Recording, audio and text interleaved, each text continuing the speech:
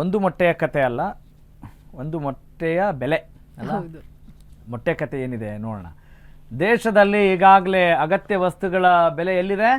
ಗಗನದಲ್ಲಿದೆ. ಗಗನ ಎಲ್ಲಿದೆ? ಇಲ್ಲೇ ಎಲ್ಲ ಇದೆ ಅನ್ನೋಂಗೆ ಆಗಿದೆ ನಮ್ಗೆ. ದಿನ ಗಗನಕ್ಕೇರಿದೆ ಅಂತ ಹೇಳಿ ನಮ್ಗೆ ಅಭ್ಯಾಸ ಆಗ್ಬಿಟ್ಟಿದೆ. ಹಂಗಿದೆ ಪರಿಸ್ಥಿತಿ. ವಾಸ್ತವ ದೇಶದಲ್ಲಿ ಗಗನಕ್ಕೇರ್ತಾ ಇದೆ ಕೋಳಿ ಮೊಟ್ಟೆ ಬೆಲೆ ಕೂಡ.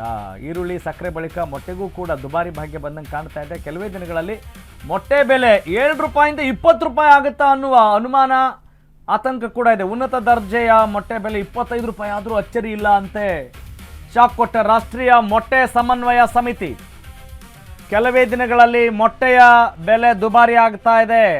ಮೊಟ್ಟೆ ಹಾಗೂ ನಾನ್ ವೆಜ್ ಆಗಬೇಕು ಹೆಚ್ಚಾಗಿದೆ. ಪ್ರಿಯರಿಗೂ ಕೂಡ ಶಾಕ್. ದಿನ ಮೊಟ್ಟೆ ತಿನ್ನೋರೇ ಇಲ್ಲಿ ನೋಡಿ, ಇನ್ನು ಮುಂದೆ ಮೊಟ್ಟೆ ಸಿಗಲ್ಲ. ಅಂದರೆ ಡಿಮ್ಯಾಂಡ್ ಜಾಸ್ತಿ ಇದೆ, ಸಪ್ಲೈ ಕಮ್ಮಿ ಇದೆ. ಮೊಟ್ಟೆ ಸಿಕ್ಕಿದ್ರೂ ಕೂಡ ಹೆಚ್ಚು ದುಡ್ಡು ಕೊಟ್ಟು ತಿನ್ನಬೇಕು. ಮೊಟ್ಟೆ ಬೇಕು ಅಂತ ಅನ್ನೋರಿಗೆ ಬರೋಬ್ಬರಿ 3-4 ಪಟ್ಟು ಹೆಚ್ಚಾಗಲಿದೆ ಕೋಳಿ ಮೊಟ್ಟೆಯ ಬೆಲೆ.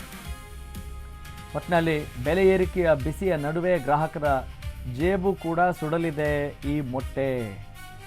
ಭವಿಷ್ಯದಲ್ಲಿ ಕೋಳಿ ಮೊಟ್ಟೆಗೂ ಕೂಡ ಬಂಗಾರದ ಬೆಲೆ ಬರಬಹುದು ಅನ್ನುವ ಅಂದಾಜಿದೆ. ನೋಡಿ ಹಿಂಗಿದೆ ಪರಿಸ್ಥಿತಿ. ಸಾಮಾನ್ಯವಾಗಿ ಮೊಟ್ಟೆ ತುಂಬ ಒಳ್ಳೆಯದು. ಮಕ್ಕಳಿಗೂ ಕೂಡ ಮೊಟ್ಟೆಯನ್ನು ಕೊಡೋ ಶಾಲೆಗಳಲ್ಲಿ ಬಿಸಿ ಊಟದಲ್ಲಿ ಮೊಟ್ಟೆ ಬಾಳೆಹಣ್ಣು ಕೂಡ ಕೊಡ್ತಾ ಇದ್ರು. ಈಗ ಮೊಟ್ಟೆ ಬೆಲೆ ಜಾಸ್ತಿ ಆಗಿದೆ ಅಂತ ಹೇಳಿ ಬರೀ ಬಾಳೆಹಣ್ಣು ಕೊಡೋ ಕೆಲಸಗಳನ್ನ ಮಾಡ್ತಾ ಇದ್ರು. ಅದಕ್ಕೂ ಕೂಡ ಒಂದಿಷ್ಟು ತಕರಾರು ಇತ್ತು. ಹಿಂಗಿರುವಾಗ ನೆಕ್ಸ್ಟ್ ಏನು ಕತೆ ಇರೋದನ್ನು ಹೇಳಲೇಬೇಕಲ್ಲ. ಓಕೆ, ಹಾಗಾದರೆ ಅಸಲಿಗೆ ಯಾಕೆ ಜಾಸ್ತಿ ಆಗ್ತಾ ಇದೆ ಮೊಟ್ಟೆ ಬೆಲೆ?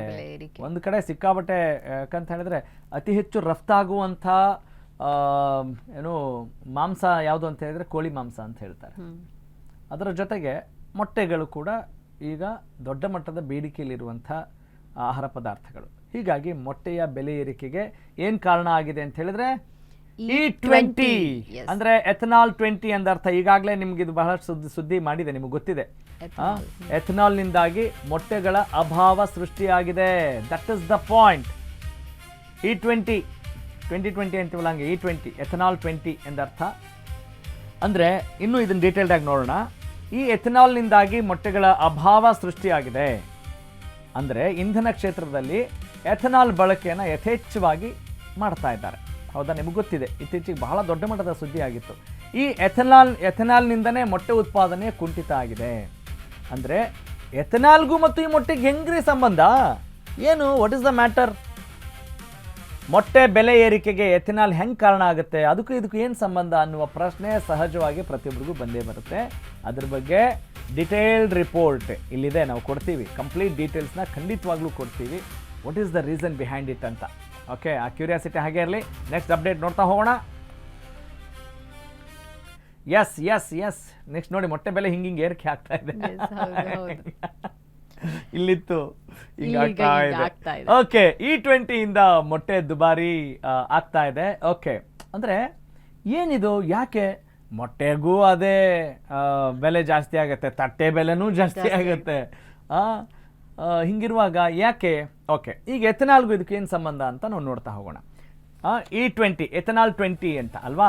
ಮೊಟ್ಟೆ ದುಬಾರಿ ಆಗಿದೆ. ಕೋಳಿ ಫಾರ್ಮ್ಗಳಲ್ಲಿ ಆಹಾರವಾಗಿ ಮೆಕ್ಕೆಜೋಳವನ್ನು ಬಳಕೆ ಮಾಡ್ತಾರೆ. ಬಹುತೇಕರಿಗೆ ಇದು ಗೊತ್ತಿರುವಂಥ ಸಮಾಚಾರ. 60-70% ಫಾರ್ಮ್ಗಳಲ್ಲಿ ಮೆಕ್ಕೆಜೋಳನೇ ಮುಖ್ಯ ಆಹಾರ ಕೋಳಿಗಳಿಗೆ. ಇಂಧನದಲ್ಲಿ 20% ಎಥನಾಲ್ ಬಳಸಲಾಗ್ತಾ ಇದೆ. ಎಥನಾಲ್ ತಯಾರಿಕೆಗೂ ಈ ಮೆಕ್ಕೆಜೋಳ ಬೇಕೇ ಬೇಕು. This is the point to be noted. ಮೆಕ್ಕೆಜೋಳ ಬೇಕೇ ಬೇಕು. ಎಥನಾಲ್ಗೆ ಹೆಚ್ಚು ಆದ್ಯತೆ ಕೊಟ್ಟರೆ ಕೋಳಿಗಳಿಗೆ ಆಹಾರದ ಕೊರತೆ ಸಂಭವಿಸುತ್ತೆ. ಕೋಳಿ ಫಾರ್ಮ್ಗಳಿಗೆ ಮೆಕ್ಕೆಜೋಳ ಸಿಗದಿದ್ರೆ ಉತ್ಪಾದನೆ ಕುಸಿತ ಆಗುತ್ತೆ. ಕೋಳಿ ಮೊಟ್ಟೆಗಳ ಉತ್ಪಾದನೆ ಕುಂಠಿತ ಆದರೆ ಪೂರೈಕೆ ಸಾಧ್ಯ ಆಗುತ್ತಾ? ಇಲ್ಲ. Supply will be impossible. ಬೇಡಿಕೆಗೆ ತಕ್ಕಂತೆ ಪೂರೈಕೆ ಆಗದೇ ಇದ್ದಾಗ ಬೆಲೆ ಏರಿಕೆಯ ಬರೆ ನಿಮಗೆ ಗೊತ್ತಿರುವಂಥ ಸಮಾಚಾರ, ಅದು ಖರೆ.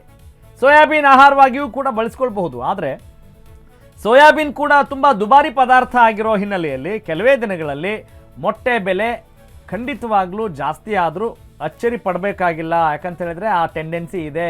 ಚಳಿಗಾಲದ ಆರಂಭದ ಹೊತ್ತಲ್ಲಿ ಮೊಟ್ಟೆಯ ಬೆಲೆ ಗಗನಕ್ಕೇರೋದು ಪಕ್ಕಾ ಅಂತ ನನ್ನ ಟೀಮ್ ಹೇಳ್ತಾ ಇದೆ ನಮಗೆ.